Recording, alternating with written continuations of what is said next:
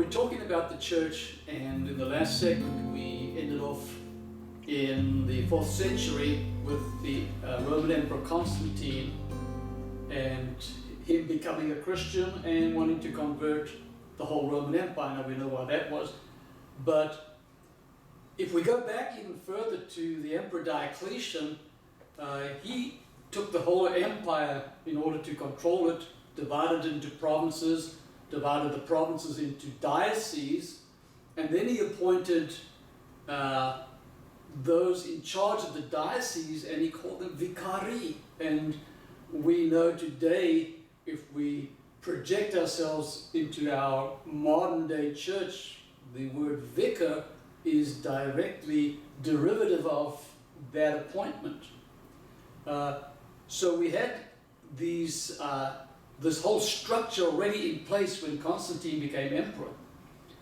But let's go back a little further and talk about how, before Constantine, way back in the 1st century, how did it move from the Sabbath to the Sunday? Because we know that we're told that we're to keep the Sabbath, but this whole meeting together moved from the Sabbath to Sunday. How did we get to having a Sunday meeting being exclusive and being totally apart from the Jewish Sabbath, or the Sabbath that is prescribed in Torah?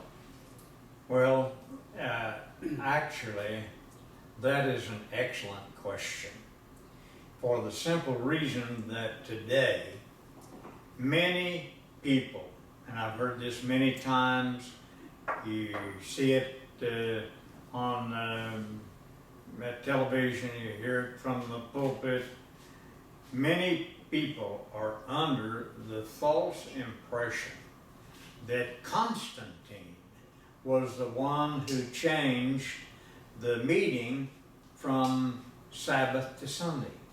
Have you heard that? That Constantine, the one who changed it? That is not true.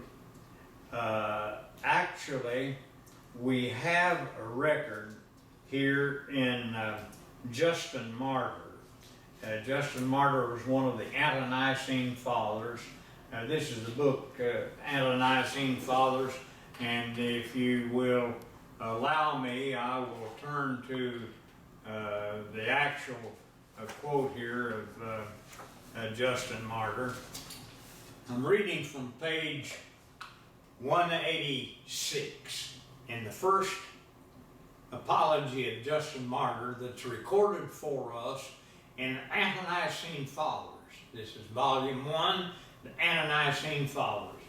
Justin Martyr was one of the early church fathers who actually was born at Samaria near Jacob's Well, and he lived for 110 to 165, which means that he was a couple of hundred years before the time of Constantine, before any of the issues that we have been discussing or will discuss relative to the establishment of the day of worship was concerned.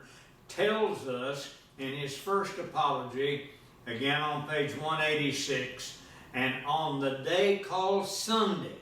It's specific on the day called Sunday. This is way before the time of Constantine. And in order to clarify that, look down here, Stewart, at the original Greek. It says, te tu heliou legomine himera, on the day of the sun, the day called the day of the sun, or Sunday specifically, to let us know that it's called the day of Helios, the sun god, that all who live in cities or in the country gather together in one place. And the memoirs of the apostles or the writings of the prophets are read as long as time permits. And it tells us exactly what they do. And without me reading the whole thing, I'll tell you again, it's on page 186 in volume 1 of the Adonai-Seen fathers. But here's what I want to especially call your attention to. It says, but Sunday is the day on which we all hold our common assembly, because it is the first day on which God, having wrought a change in the darkness and matter, made the world. And Jesus Christ our Savior on the same day rose from the dead, for he was crucified on the day before that of Saturn, or Saturday, and on the day after that of Saturn, which is the day of the sun, having appeared to his apostles and disciples, he taught them these things which we've submitted to you for your consideration. This is one of the most important statements, one of the most important passages to which you can refer to settle a number of issues that are circulating in the religious world today. First of all, on what day did they worship? Secondly, on what day was Christ crucified? And if you listen to all of the voices that are out there, he was crucified on half a dozen different days. And why it doesn't work out to the 3 days and 3 nights, all kinds of exaggerated statements that are being made. But here, Justin Martyr, who is just a number of decades from the time of Jesus' actual crucifixion, tells us the exact date. It says that he was crucified on, what day does it say here, Stewart? He was crucified on the day before that of Saturn. And on the day after that of Saturn, which is the day of the sun, he also appeared to his apostles and disciples and taught them these things which we've submitted to you for your consideration. So, Constantine had nothing to do with the establishment of Sunday as the day of worship. What is interesting, apart from, of course, the use of, or the reference to Helios, the sun god, and Saturn, and all these pagan gods after which our days are named, the fact is that they were meeting on the day of the sun, but it doesn't necessarily mean that they were not believers. They were still meeting on the Sabbath as well, and on Sunday after the Sabbath. So tell us about that.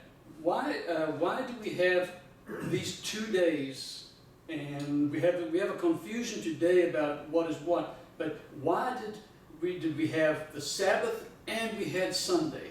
Well, let me say, Stewart, that we have firm archaeological evidence to answer your question conclusively. Mm-hmm. As far as I'm concerned, as an archaeologist, there's no room for discussion on the subject. This is the way it was. The people who followed Jesus, or who accepted Jesus as the Messiah, before 10 years after his resurrection, were all Jews. They were Jews, and they worshiped in the synagogue. And the Jews worshiped in the synagogue on what day? Saturday. But in Israel, even until today, this is the way they keep time in Israel, even until today. The Sabbath begins at about 6 o'clock or sundown on Friday evening, and it ends at 6 o'clock or sundown when the first stars appear in the heavens on Saturday. And the Jews came together in the synagogue on the Sabbath.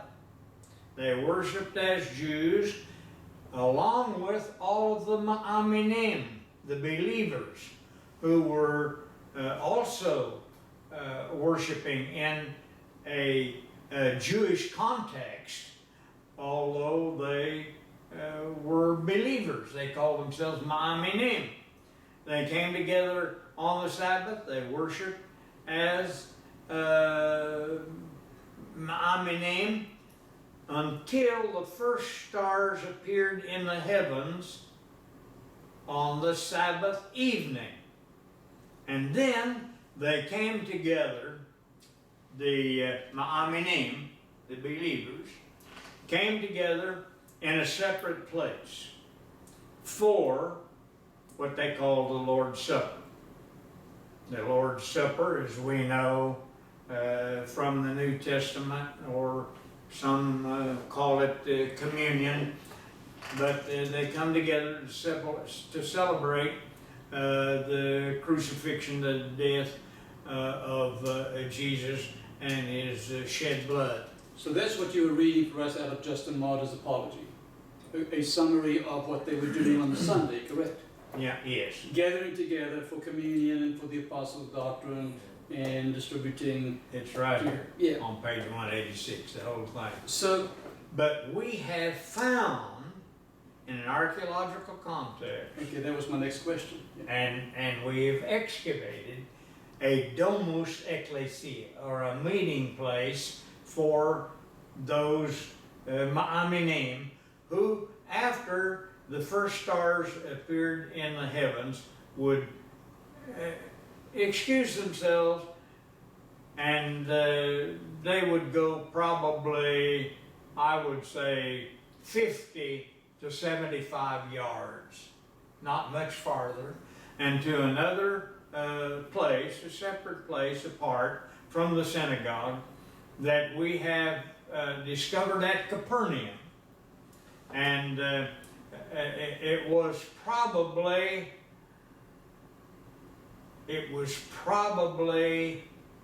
the home of Simon Peter's mother-in-law, where Jesus healed Simon Peter's mother-in-law of a fever. But there's one other possibility, and that is that it could have been Jesus' home. A lot of people are not aware of it, but if you read in Mark, the Gospel of Mark, you'll read that Jesus had a house in Capernaum. And so, in all probability, they gathered into the home where Jesus stayed, where he lived, that was considered his home, and they came together for the Lord's Supper as Ma'aminim.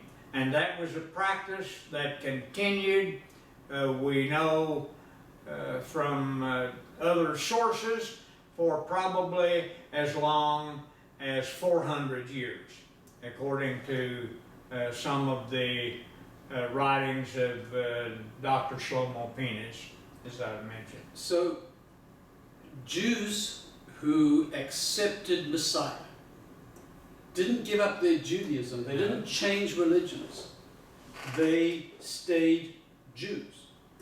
And they went to synagogue on the Sabbath. But then they went to a meeting after the Sabbath on the very first day, Yom Rishon, and they met together as Ma'aminim. I've got an interesting story to tell you in this regard that you'll not find written down anywhere, because it relates to something we discovered in our archaeological excavations at Tel Kasila. I started excavating at Tel Kasila in Israel in 1973, where we found the Philistine temple.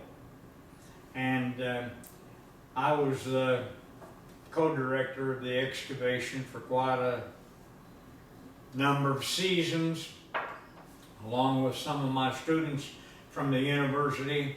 The director of the excavations was Dr. Amichai Mazar, who is and was for a number of years a professor of archaeology at the Hebrew University. But along the slope of the Tell, on the west side of the Tell, we found some Roman tombs that dated from about 325 of the present era. That would be almost 300 years after the time of Jesus. And right in the time of Constantine. Yes.